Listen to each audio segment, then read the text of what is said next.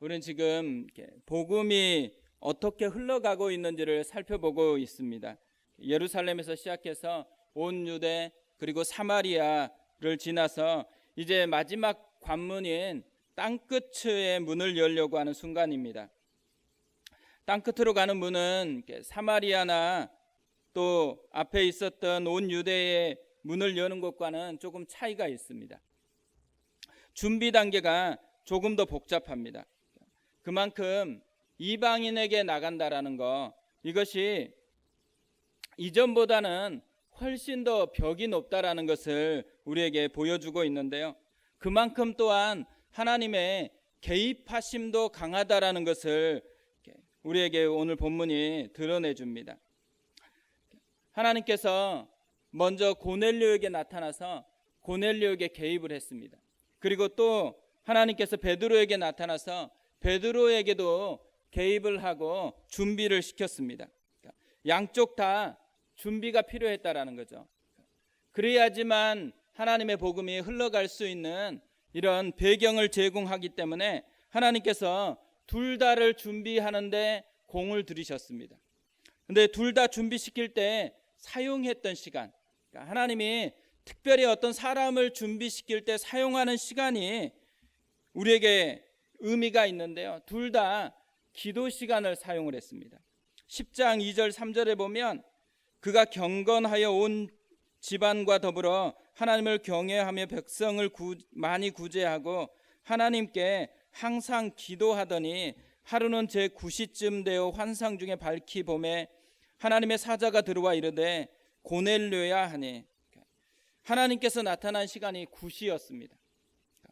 하나님께서 이 고넬료의 9시 시간, 특별히 이 9시에 고넬료가 뭐였냐면 기도했다라는 거죠. 근데 이 기도하는 그 시간에 환상 중에서 여호와의 사자가 나타나서 고넬료를 준비시켰습니다. 9절에 보면 이튿날 그들이 길을 가다가 그 성에 가까이 갔을 그때에 베드로가 기도하려고 지붕에 올라가니 그 시각은 제6시더라. 그러니까 베드로가 환상을 경험한 시간은 제6시였다고 얘기를 합니다. 이 6시에 뭐 했냐? 기도했다라는 거죠. 6시는 베드로가 기도했던 그 시간입니다. 기도하는 시간에 고넬료를 만나 주셨고 기도하는 시간에 베드로를 만나 주셨어요. 그러니까 기도하는 시간이 주로 하나님께서 한 사람을 준비시키는 시간으로 사용한다라는 거죠. 그러니까 우리가 오늘 또 기도하려고 나왔잖아요. 그러니까 기도할 때 뭘 기대해야 되냐? 하나님의 일하심을 기대해야 되는 거예요. 그러니까 하나님이 나를 준비시키는 그 시간으로 내 기도하는 시간을 사용하실 것이다. 그러니까 하나님께서 내가 기도하는 그 하나하나의 순간에 내 기도를 들으시는 것도 있지만 하나님이 개입해서 나를 빚어내는 것도 있다라는 거예요. 나를 빚어내고 나를 온전케 하려고 하나님께서 우리의 기도 시간에 찾아온다라는 거죠. 그러니까 기도 시간이요, 내 생각을 주장하면서 하나님을 설득시키는 시간이 아니에요. 내 생각을 내려놓고 하나님이 원하시는 그것에 내 삶을 바치는 시간이 기도 시간인 거죠. 그러니까 성경에서 특히 이 사도행전에 복음이 흘러가면서 주로 사용하는 시간이 뭐냐면 기도 시간이에요. 그러니까 하나님께서 주로 기도 시간에 역사해요. 기도 시간에 역사할 때 나타난 뚜렷한 변화가 뭐냐면 하나님이 설득당해서 변화되는 게 아니고 사람이 하나님께 설득돼서 변화가 된다라는 거죠. 그러니까 우리가 기도할 때마다 하나님이 나에게 뭘 요구하실지 또 하나님이 나를 어떻게 변화시켜 주실지 그것을 생각하면서 하나님 앞에 나아가는 지혜가 있어야 된다라는 거죠. 기도하는 이 시간을 하나님이 기뻐하시는 시간이에요. 그러니까 기도할 때 하나님께서 특별하게 생각하면서 다가온다라는 거죠. 또 오늘 본문을 보면 이렇게 하나님이 준비를 시켰잖아요. 고넬료를 준비시켰고 베드로를 준비시켰어요. 근데 이 두 준비가 다 세계가 완전히 다른 준비예요. 고넬료가 있었던 장소하고 베드로가 있었던 장소가 달라요. 고넬료가 하나님 앞에 만났던 시간하고 지금 베드로가 하나님을 만나는 시간도 달라요. 그러니까 공간적으로 시간적으로 완전히 다른 이 두 세계가 지금 하나님이 각각 준비시켜 놓았던 세계거든요. 근데 이 두 세계가 만나야지만 되는 거잖아요. 이 두 세계를 연결을 시켜요. 그래서 이 따로따로 준비되었던 것 같은데 두 세계가 만나고 나서 보니까 뭐가 담겨 있는 거예요? 하나님의 놀라운 일이 여기에 함께 있었다라는 것을 발견하는 거죠. 만유 연결의 법칙이라고 있더라고요. 들어보셨어요? 만유 인력의 법칙을 패러디해 가지고 만유 연결의 법칙이라는 말이 이렇게 나왔어요. 그러니까 접속의 시대이기 때문에 그만큼 연결만 잘하면 된다라는 거예요. 그래서 모든 게 뭐냐면 요즘에는 만드는 시대가 아니고 연결을 해가지고 그걸 활용하는 시대라는 것을 얘기해 주는 그런 표현이거든요. 근데 왜 만유 연결의 시대라고 했을까? 만유 연결의 시대에는, 만유 연결의 법칙에는 전제가 있어요. 전제가 뭐겠어요? 이미 다 준비가 돼 있다는 전제. 다 준비가 돼 있는데 뭐만 지금 안 돼 있는 거예요? 준비된 게 내 것은 아니에요. 내 것이 되게 하는 방법은 뭐예요? 준비된 것과 나를 연결시키면 그러면 이제 그 준비된 게 내 것이 된다라는 거죠. 우리도요, 뭔지는 모르지만 준비된 많은 세계가 있는 거예요. 하나님께서 뭔가를 준비해 놓은 것들이 많이 있는데 그냥 그것이 나하고 연결되지 않고 지나가 버린 것도 있고 나하고 연결이 돼 가지고 그것을 풍성하게 누리는 것들도 있다라는 거죠. 그래서 이 만유 연결의 법칙처럼 지금 시대도 또 신앙도 연결하는 지혜가 있어야 된다는 거예요. 하나님이 준비한 것을 연결하는, 그래서 그 준비된 것이 어떤 은혜였는지를 맛보는 것, 이것이 우리가 해야 되는 지혜라는 거죠. 오늘 본문도 마찬가지예요. 오늘 본문을 보면 전제가 있습니다. 전제가 뭐냐면 하나님은 준비하시는 분이라는 거예요. 하나님이 이미 준비해 놓았다라는 거예요. 그래서 이것을 믿어야만 이 다음에 이야기가 전개가 된다라는 거죠. 그래서 신앙에서 제일 또 우리가 좋아하는 이름이 뭐겠어요? 하나님의 이름 중에 여호와 이레, 하나님께서 준비하시는 분이시다라는 거. 뭔가를 준비해 놓고 기다리고 계세요. 그 하나님을 만나는 은혜를 누리는 사람이 그리스도인이고 성도라는 거죠. 오늘 말씀을 보면 하나님을 연결시키는, 하나님이 준비한 이 두 세계를 연결시키는 통로가 나와요. 그 통로가 뭐냐면 만남이라는 통로입니다.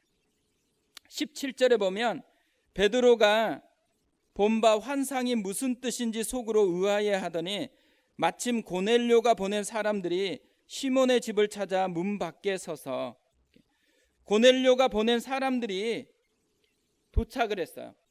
이 고넬료가 보낸 사람들이 연결의 통로가 되어집니다. 이 베드로하고 고넬료를 연결하는, 두 세계를 연결하는 통로가 되어지는 거죠. 이 고넬료가 보낸 사람들, 이 사람들은요 특별한 게 없는 사람이에요. 사실 이 사람들이 뭐 경건의 능력이 있었는지, 기도를 많이 했는지 이런 건 전혀 나와 있지 않아요. 고넬료가 기도를 많이 했고 고넬료가 구제를 많이 했어요. 하나님께 경건한 사람이었어요. 또 베드로가 하나님의 사람이었고 베드로가 준비하고 있는 그 두 세계와 전혀 상관없는 이 그냥 보내진 종들이에요. 아주 특별한 것이 무엇인지는 설명하고 있지 않는데 이 사람들이 지금 이 두 세계를 연결하는 통로로 쓰임을 받고 있다는 거죠. 이 쓰임을 통해서 놀랍게 이 두 세계가 연결이 되어져요. 그러니까 어떤 면에서는 성도의 역할이 뭘까, 또 교회의 역할이 뭘까 생각해 보면요, 연결하는 사람이 되는 거예요. 그러니까 어떤 면에서는 우리가 연결하는 이 기능을 잘 수행하지 못하는 이유가 어디에 있어요? 대부분 연결자는 자기 자신이 얼마나 뛰어나느냐 보다도 연결시켜줘야 될 그것이 얼마나 뛰어나느냐에 관심이 있어야 되는데 우리는 우리 자신에 대한 점검을 하다가 연결해야 되는 사명을 잃어버릴 때가 많아요. 그러니까 우리가 아무리 깨끗하려고 해도 깨끗한 존재가 아니잖아요. 물론 하나님 앞에 더 온전한 모습으로 나가기 위해서 더 깨끗한 통로가 돼야 되는 건 맞죠. 근데 그거보다 훨씬 더 중요한 근원적인 사명이 뭐냐면 연결을 시키는 사명이라는 거예요. 그러니까 포토 역할을 하는 게 교회의 역할이고 또 포토 역할을 하는 게 성도의 역할이라는 거죠. 뭘 연결시켜주는 거예요? 하나님과 사람 사이를 연결시켜주는 존재. 이게 성도이고 또 교회의 모습이라는 거죠. 그러니까 이 고넬료가 보낸 이 사람들은 이 역할을 굉장히 잘 수행하고 있다라는 거죠. 만나지 않으면 변하지 않는다, 이 책이 있거든요. 만남을 통해서 변화된 사람들의 이야기를 써놓은 책이에요. 근데 이 책에 보면 고통하는 사람들의 이야기가 나와요. 고통과 슬픔의 심연 속에 있었던 아들이 죽어버린 나인성 과부. 하나밖에 없는 아들이 죽어버렸어요. 그리고 숨어서 울고 또 숨어서 우물을 찾아 나왔던 사마리아 여인. 또 사람들에게 왕따를 당하고 또 그런 부작용으로 헛된 성공을 꿈꾸면서 살아갔던 삭개오. 그리고 껍데기만 종교 생활을 하면서 실제로는 진짜 영성의 길을 잃어버렸기 때문에 어두운 밤에 예수님을 찾아왔던 니고데모. 이런 하나하나 사람들을 보면 다 고통이 있어요. 그리고 다 어둠이 있어요. 이런 세계가 있다라는 거예요, 사실. 그러니까 어떤 면에서는 뭐냐면 이런 게 우리의 현실이죠. 많은 사람들이 아픔이 있어요. 힘든 게 있어요. 고통이 있고 또 남에게는 다 설명할 수 없는 그런 어둠이 있어요. 그런 어둠의 세계가 지금도 다 있고요. 그것이 남의 문제면 괜찮은데 내 문제일 때도 있어요. 나의 힘겨움이고 나한테 있는 문제인데 누구에게도 얘기할 수 없는 그런 고통의 문제일 때도 있어요. 근데 이 세계만 있는 게 아니라는 거예요. 예수님의 세계가 있어요. 예수님의 생명이 있는 그 세계가 있는 거예요. 그래서 이 두 세계가 만났을 때 변화가 비로소 일어난다는 거예요. 그러니까 성경의 이야기는 두 세계의 만남이에요. 사망의 세계와 생명의 세계가 만나는 거고 고통이고 외로운 세계와 또 풍성한 그런 만남의 축복을 가져다주는 예수님의 세계가 만나는 거죠. 그래서 이 만남을 통해서 일어난 변화가 복음서의 이야기고요. 또 이 만남을 통해서 일어난 변화의 이야기가 성경의 구석구석에 담겨 있는 이야기라는 거죠. 그러니까 우리가 두 세계가 존재하는데 문제는 어디 있냐면 이 두 세계를 연결시켜 주는 게 없으면 어떻게 돼요? 연결시켜 주는 게 없으면 계속 평행선을 걸으면서 두 가지 세계가 그냥 존재할 뿐인 거예요. 근데 두 세계가 연결되어지는 순간에 놀라운 변화가 일어난다는 거죠. 그러니까 우리가 그런 걸 경험한 사람이잖아요. 그냥 두 세계로 이렇게 쭉 걷다가 어느 날 예수님이 우리 가운데 찾아왔어요. 근데 누군가의 통로를 통해 찾아왔잖아요. 그리고 나서 변화된 삶을 누리고 있는 현재 모습. 이 모든 게 그냥 성경의 이야기가 아니고 우리의 삶 속에도 똑같이 일어나는 그런 이야기라는 거죠. 오늘 또요, 하나님께서 이 만남이라는 통로를 통해서 연결을 시키고 있다는 거예요. 그래서 오늘 이 만남이라는 통로를 우리의 삶 가운데 누리기 위해서 뭘 해야 될 것인가. 그러니까 또 이 통로가 이런 통로의 사명을 잘 감당하기 위해서 우리는 뭘 준비해야 될 건가, 이걸 좀 살펴보려고 그러는데요. 첫 번째가 뭐냐면 하나님의 인도하심을 적극적으로 믿어야 한다는 거예요. 오늘 말씀을 보면요, 고넬료 준비할 때 하나님이 적극적으로 개입하셨죠. 그리고 베드로 준비할 때 환상을 보이면서 하나님이 적극적으로 개입을 하셨어요. 근데 또 개입을 해요. 19절 20절 보면 베드로가 그 환상에 대하여 생각할 때에 성령께서 그에게 말씀하시되 두 사람이 너를 찾으니 일어나 내려가 의심하지 말고 함께 가라. 내가 그들을 보내었느니라 하시니, 만남을 적극적으로 주선하시는 분이 성령님으로 나와요. 그냥 고넬료 준비하고 베드로 준비하고 나서 그 다음에 네가 알아서 하라는 게 아니고, 또 만남까지도 연결까지도 적극적으로 주선하고 있다라는 거죠. 그러니까 하나님이 하나하나 이렇게 적극적으로 개입한다라는 이 사실을 우리도 똑같이 현재적으로 믿어야 하는 거거든요. 제가 이런 적극적인 개입을 되게 많이 경험을 했죠.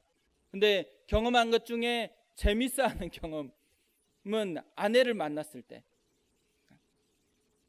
청년들하고 삼척에 있는 정라진이라는 항구가 있거든요. 정라진이라는 항구에 정라진 교회가 있어요. 되게 조그만한 교회고 수세식 화장실도 없더라고요. 푸세식 화장실. 그래가지고 청년들 데려갔는데 일주일 동안 화장실을 안 가요. 또 앞에 이제 우체국이 있었는데 우체국이 오픈할 때까지 계속 참아요. 우체국이 오픈하면 우체국 업무를 보는 게 아니라 화장실을 줄 서요. 그러니까 이 푸세식에 그렇게 잘 적응이 안 돼 있죠. 근데 이런 교회에서 이제 아이들을 섬겨주고 전도하고 이렇게 주일학교 애들을 이렇게 가르치는 일들을 섬겼는데, 근데 이제 오전에 집회를 하고 저녁에는 청년부 집회를 해요. 그리고 나머지 시간들은 전부 다 이제 이렇게 주일학교 봉사를 하는 거거든요. 근데 오전에 이제 집회를 하려고 딱 앉아 있었거든요. 시간이 다 됐어요. 근데 전화벨이 울렸습니다. 보통 어떻게 해야 돼요? 시간이 돼서 전화벨을 울리면 바로 꺼요. 그러니까 바로 끄려고 딱 했는데 네 짝이다 이런 음성이 들렸어요. 그럼 어떻게 해요? 이제 가슴이 두근두근 하는 거예요. 진짜로 짝인지 아니면 내가 너무 갈망이 커가지고 나이가 많다 보니까 갈망이 커서 그냥 혼자 그렇게 착각한 건지, 이제 전화를 받아봐야지만 결과가 나오는 거잖아요. 그 전화를 받았어요. 받자마자 무슨 얘기를 해요? 형한테 소개해 줄 분이 있다고. 그래서 제가 받자마자 그 얘기 듣자마자 지금 집회를 해야 되니까 나중에 얘기하자고 하고 끊었어요. 그리고 나서 만난 분이 있는 거죠. 그러니까 하나님이 그렇게도 인도할 수 있구나라는 것을 경험을 했어요. 근데 보통 다 저같이 인도하면 얼마나 좋겠어, 그죠? 근데 그렇게 하지는 않은 것 같아요. 그럼에도 불구하고 뭐예요? 하나님이 적극적으로 개입하고 인도한다라는 그것이 성경에만 있는 게 아니고 지금 우리의 삶에도 그렇게 인도를 하신다라는 거예요. 그리고 이렇게 인도하면 좋은 점이 있어요. 살다 보면 좀 생각도 안 맞고 안 맞은 게 있는 불편함이 있을 때가 있잖아요. 불편함이 있을 때 이 불편함을 수용하는 능력이 훨씬 커져요. 왜 커질 수 있겠어요? 나도 내 자신을 잘 모르고 내 인생도 제가 책임 잘 못 지잖아요. 근데 나를 창조했고 나를 훨씬 나보다 잘 아시는 분이 나한테 딱 맞다고 연결시켜가지고 준 짝인데 내가 조금 불편하다고 그렇게 함부로 대할 수는 없는 거잖아요. 그러니까 내가 이해는 못하지만 하나님이 뭔가 있으니까 이것조차도 알고서 연결시켜 주었을 거라고 그렇게 생각하는 거예요. 그러니까 불편해도 하나님 뜻이라는 게 선명하면 뭘 할 수 있어요? 수용할 수 있는 능력이 훨씬 커진다라는 거죠. 하나님이 우리의 삶에 개입하신다라는 거, 하나님 우리의 삶에 적극적으로 개입한다라는 것을 우리가 믿어야 한다라는 거예요. 하나님께서 이렇게 두드러지게 개입하셔서 인도하는 것만 있는 게 아니에요. 많은 경우는 뭐예요? 우연을 가장한 인도하심이 있어요. 이런 우연하게 접했는데 근데 그게 하나님 뜻이었다라는 것을 발견할 때 느끼는 느낌이 뭐냐면 진짜 하나님을 경험했다라고 여겨지는 이때에 쓰는 말이 섭리라는 말이에요.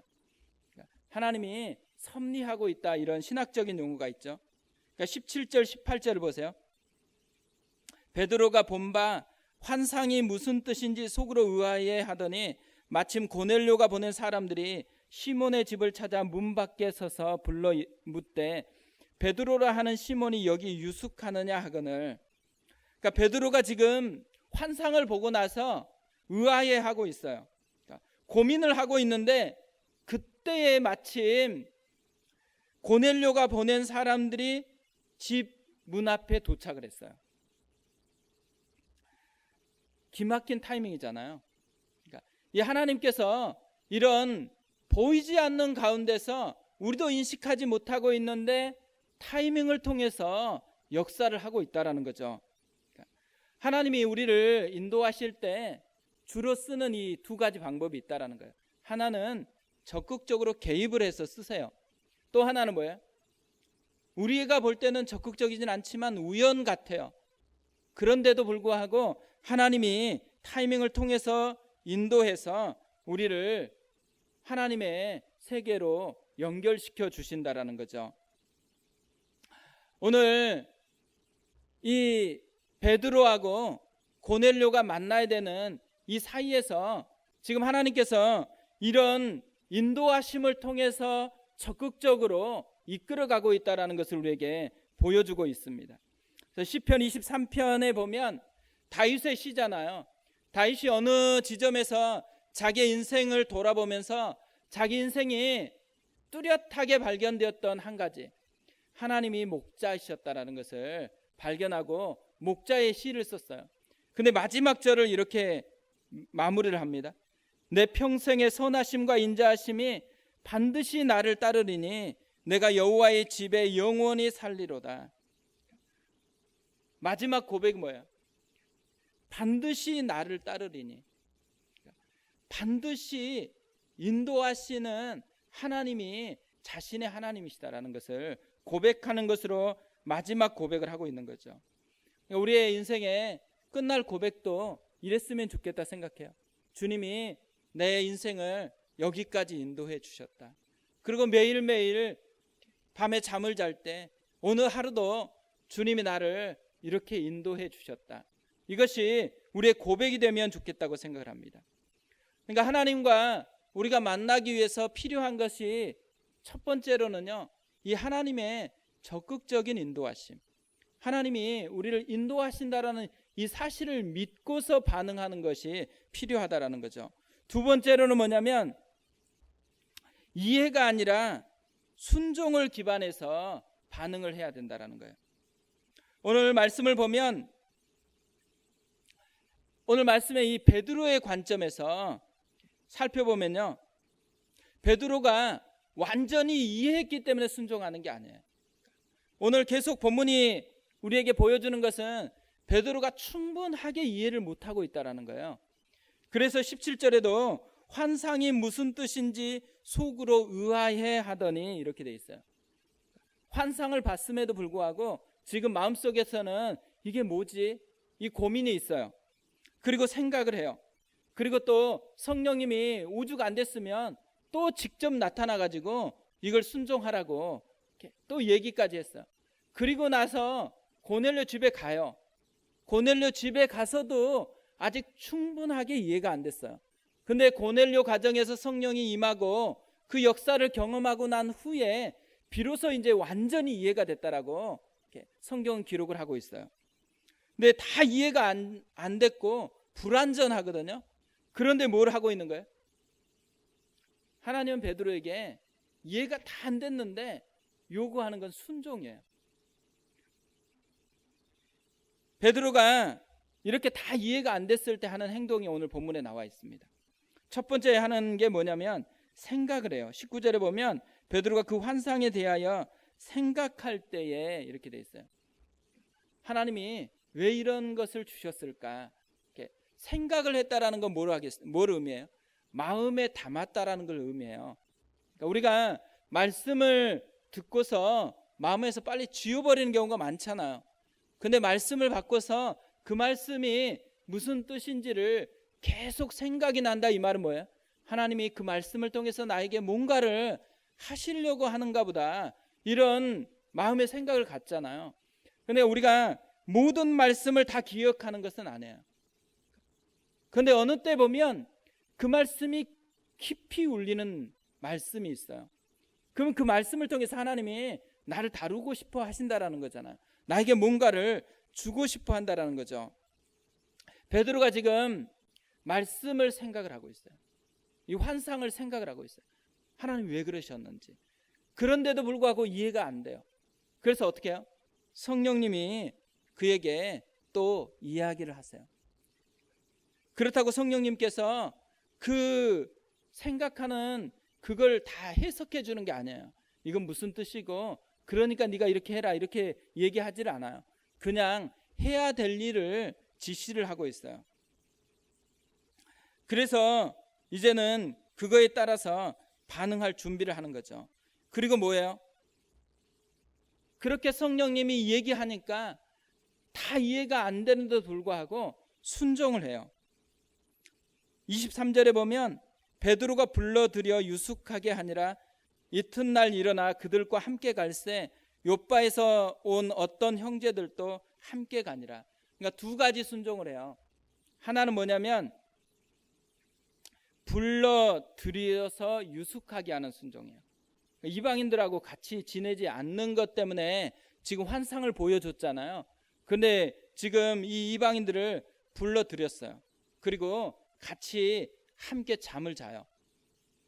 이게 첫 번째 순종이고, 두 번째 순종은 뭐예요? 일어나서 함께 그들과 가요. 이 두 가지 순종을 통해서 이제 진정하게 두 세계가 연결되는 그런 은혜를 경험을 하게 되어집니다. 그러니까 사실 순종할 때 제일 어려운 게 뭐냐면 이해가 안 되는 거예요. 우리가 다 이해가 됐으면 얼마나 순종이 쉬워요. 근데 대부분은 이해가 잘 안 돼요. 남편을 사랑하라 그러면 이해가 잘 되죠. 이해 잘 안 되는 경우가 많아요. 어떻게 저런 사람을 사랑하지? 어떻게 저런 문제가 있는데 사랑하지? 이런 불편함이 마음속에 계속 일어나잖아요. 그런데 뭐예요? 그 불편함을 계속 붙들고 있을 것이냐 아니면 그냥 순종하라는 그 말을 순종하고 따라갈 것이냐, 이 두 세계가 내 앞에 놓여 있는 거잖아요. 근데 계속 이해를 계속 될 때까지 기다리면 어때요? 주님 나라가 임해요. 근데 순종하면 어떻게 돼요? 순종의 열매를 누려요. 우리의 삶 가운데요, 의외로 이해되지 않는 채로 순종을 요구하는 말씀들이 많아요. 하나님이 다 또 이해를 시켜주는 것도 아니에요. 근데 언제 이해가 비로소 되냐면 순종할 때.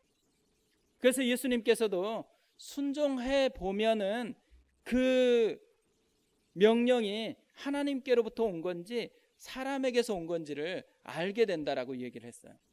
우리도 마찬가지죠. 그러니까 어떤 면에서는 성경에서 순종해야 되는 표현 중에요, 아주 심플한 표현이 뭐냐면 명령형이에요. 명령형. 그러니까 명령형은 굳이 고민을 안 해도 되는 거잖아요. 그거는 순종 외에는 다른 답이 없기 때문에.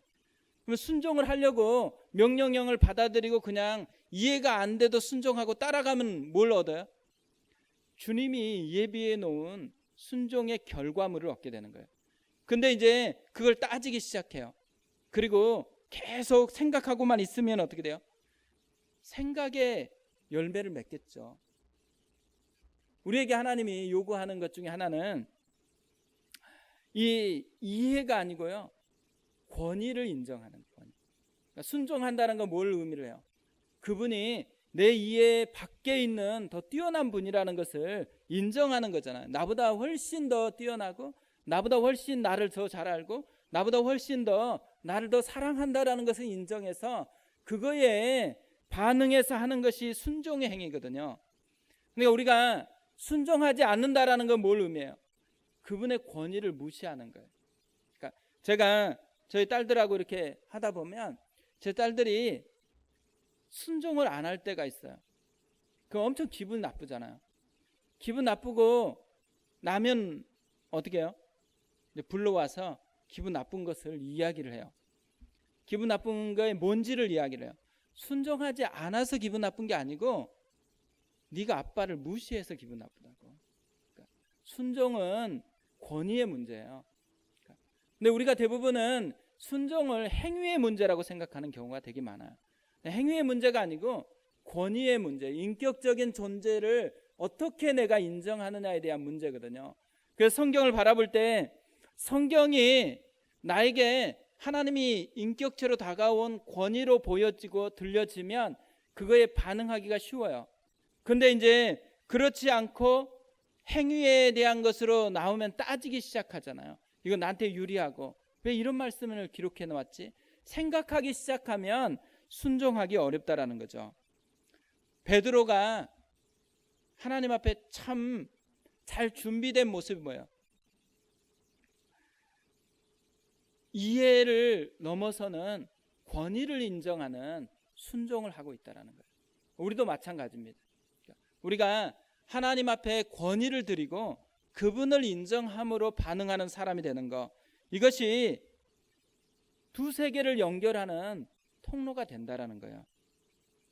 오늘 두 가지 살펴봤는데요.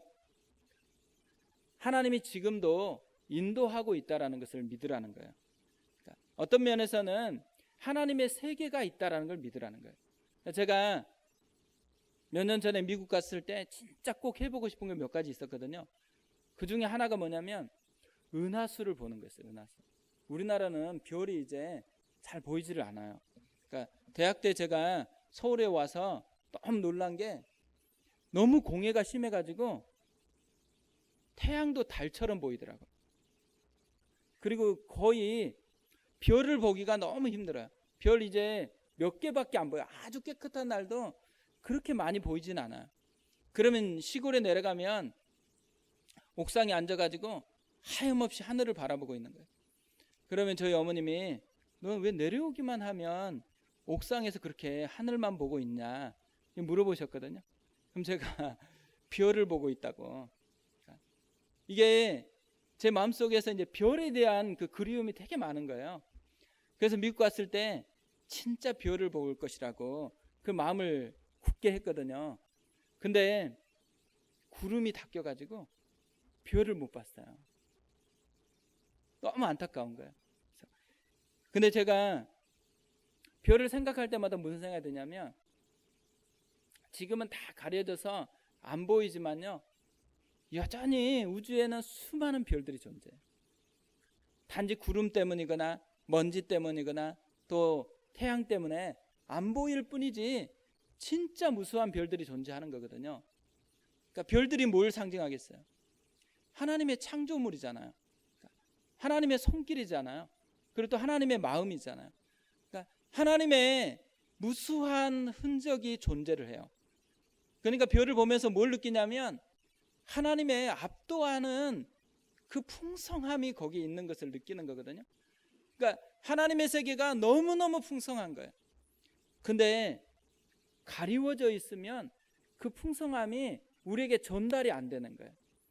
그것을 전달하는 통로, 하나님께서 만남이라는 통로를 통해서요, 누군가에게 이렇게 무수한 하나님의 세계가 존재한다는 것을 보여주기 원해요.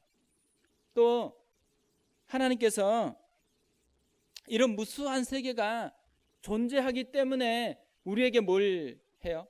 요구를 해요. 순종을 요구하죠. 순종이 요구될 때 뭘 느껴야 돼요?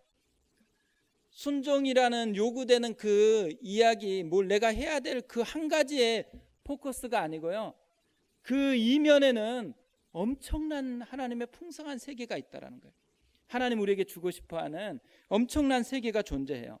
그래서 내가 보이는 내가 해야 될 순종의 포커스를 맞추지 않고 엄청난 세계로 만들어 놓고 다가오시는 하나님의 세계에 초점을 맞춰서 그분에게 권위를 두면서 순종하는 삶, 그 삶을 살아갈 때 하나님의 역사가 일어난다라는 거죠. 그러니까 복음이 흘러가는 곳에서도요, 이런 은혜가 있었다라는 거예요. 오늘 우리의 세계 가운데 이걸 보았으면 좋겠어요. 그러니까 오늘 우리가 이제 조금 있으면 기도하게 될 텐데요, 기도할 때 뭔가 이렇게 막 구하려고 애쓰는 걸 좀 내려놓고 기도했으면 좋겠어요. 그리고 뭘 생각하냐면 하나님의 세계, 무수한 하나님의 세계가 있어요. 그리고 그걸 알려주고 싶어서 성경을 기록했어요. 창세기부터 지금까지 요한계시록까지 계속 기록한 이유가 뭐냐면 놀라운 세계가 있다는 거예요. 근데 놀라운 세계만 있는 게 아니고 비참한 세계가 있는 거예요. 죄로 인해서 망가진 우리의 세계, 그러니까 고통하는 세계가 있어요. 이 고통하는 세계와 놀라운 세계가 만나는 이 연결하는 통로, 그게 있으면 놀라운 세계가 고통하는 세계로 찾아와서 변화를 일으킨다라는 거죠. 그러니까 그게 복음이에요. 복음. 그게 예수님의 사건이고, 그것이 성령의 사건이고, 그것이 교회가 존재하는 이유예요. 그리고 우리가 나가서 존재하는 이유인 거죠. 그래서 어떤 면에서는요, 너무 보이는 현상 때문에 애달파할 게 아니에요. 왜 우리는 이렇지? 왜 우리 집은 이렇지? 왜 우리 아이들은 이렇지? 이것 때문에 고민할 문제가 아니에요. 이것이 고민이 느껴진다 그럼 뭘 기대해야 돼요? 이 고민 밖에는 엄청난 세계가 존재하고 있는 거예요.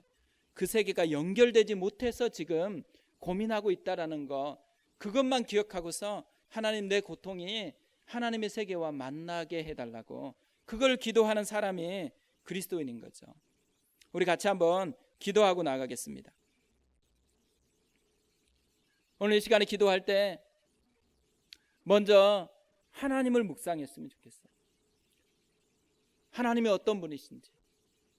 온 세계가, 온 우주가 하나님의 작품입니다.